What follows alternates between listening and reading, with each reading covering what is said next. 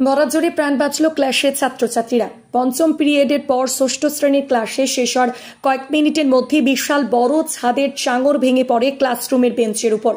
সেই সময় ক্লাস শেষ করে ছাত্ররা ক্লাসরুম থেকে বেরিয়ে যায়। তারপরেই ঘটে এমন দুর্ঘটনা, যার ফলে এক প্রকার প্রাণহানির ঘটনা থেকে রেহাই পেল পূর্ব মেদিনীপুর জেলার পাঁশকুড়ার রঘুনাথ বাড়ি রামতারক হাই স্কুলের ছাত্রছাত্রীরা।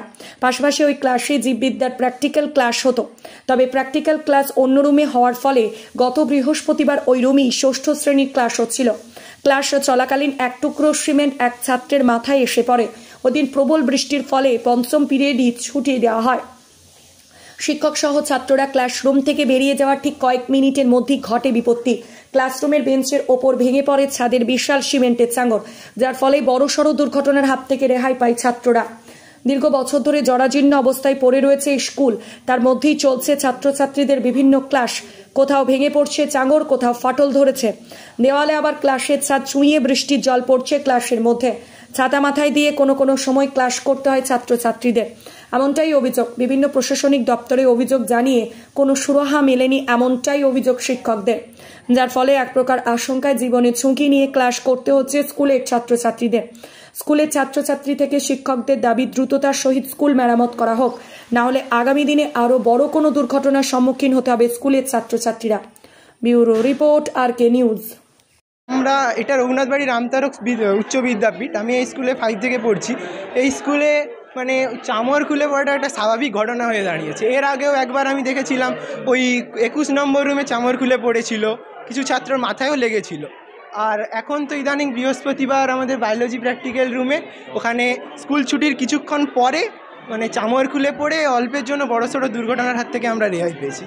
আমাদের স্কুলটা অনেক দিনেরই পুরনো হয়ে গেছে, ওই জন্য মানে স্কুলের বিল্ডিংগুলো মানে চারদিকে প্লাস্টার ভেঙে গেছে। আর ওখান থেকে মানে বৃষ্টির সময় প্রচণ্ড জল পড়তেছে। আর ওখানে হ্যাঁ, ক্লাসের মধ্যেই জল পড়ে। ক্লাস করানো খুব অসুবিধা হয়ে পড়ে, স্যারেরাও ক্লাস করাতে পারে না আমাদের।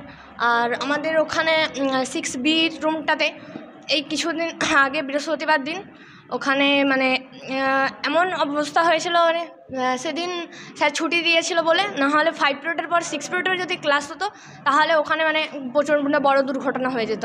ওখানে মানে অনেক ছোট ছোট বাচ্চা ছিল, তাদের মাথায় ওই প্লাস্টারটা ভেঙে পড়ে যেত। তা প্লাস্টারটা ভেঙে পড়ার ফলে ওখানে অনেক বেঞ্চ ভেঙে গেছে। আমরা চাই এই, হ্যাঁ খুব ভয় লাগছে, এখন হাত পা থরথর করছে। আমরা চাই যাতে এই স্কুল বিল্ডিংটা আবার মানে নতুন করে একটু মানে ভালো করে যাতে রিপেয়ার করা হয়।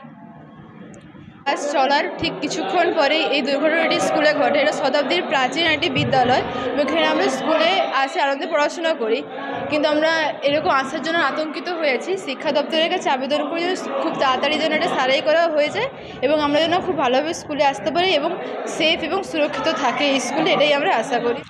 স্কুলের বর্তমান পরিস্থিতি খুবই খারাপ।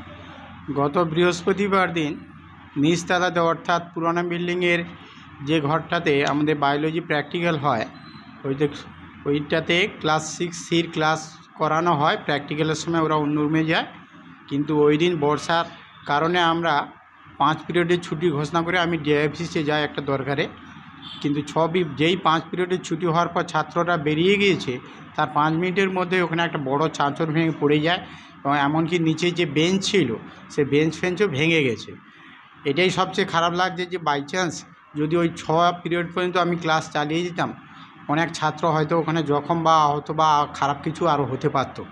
সুতরাং স্কুলের ওই পুরানো বিল্ডিং প্রায়, যেটা আমি শুনেছি 70-80 বছরের বিল্ডিং, সেই বিল্ডিংয়ের উপরতলাতে, এটা নিচতলায় ঘটেছে, উপরতলাতেও প্রত্যেকটা রুমে জল পড়ে এবং জল ছুঁয়ে পড়ে। এমনকি কিছু কিছু রুমে এত জল পড়ে যে ছাত্র বা শিক্ষকরা যখন ক্লাস নেন তাদের মাথাতেও জল টপ টপ করে পড়ছে।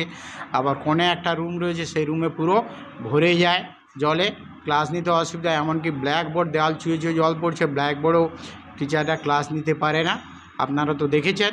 সুতরাং আমি অনেক জায়গায়, আমি আসার পরে 17 সালের শেষের দিকে এসেছি এই স্কুলে, অনেক চেষ্টা করেছি, কিন্তু অনেককে ডিআইবি জেলা পরিষদ তৎকালীন জেলা সভাধিপতি দেবব্রতবাবু ছিলেন, ওনার সঙ্গে দেখা করে ডিআই অফিসে কাগজ ভেটিং করে দিয়েছি, বিডিও সাহেবকে দিয়েছি, করছি, কিন্তু কোনো দিক থেকে কোনো এ পর্যন্ত রিপেয়ারিং গ্র্যান্ট কেউ দেয়নি। এমএলএ সাহেবকেও বলেছি, সাহেবাকে তিনিও দেননি। যার ফলে আমার এই পরিস্থিতিতে শিক্ষক ছাত্র অভিভাবক সকলেই অভিযোগ যে হেডমাস্টার এ ব্যাপারে কোনো যথাযথ ব্যবস্থা নেই। কিন্তু আমার করণীয় কি আমি জানি না। আমি আমার যথাসাধ্য চেষ্টা করে কাগজ ফরওয়ার্ড করেছি, কিন্তু কোনো সুরাহা এ পর্যন্ত হয়নি। তাই ঊর্ধ্বতন কর্তৃপক্ষ যদি এই দিকটা আমার এই স্কুলের এত বড় ঐতিহ্যবাহী স্কুলে গত বছর আমার স্কুল থেকেই মাধ্যমিক পরীক্ষায় 6ষ্ঠ এবং 10ম স্থান অধিকার করেছে, সেই স্কুলের এই অবস্থা, আমি কিছু বলতে পারছি না আমি কী করবো। কারণ শিক্ষকরা বা অভিভাবকরা সবসময় আমার দিকে আঙুল তুলছে, কিন্তু প্রশাসনিক লেভেলে কোনো সাহায্য না পাওয়ার জন্য আমার স্কুলের এই অবস্থা।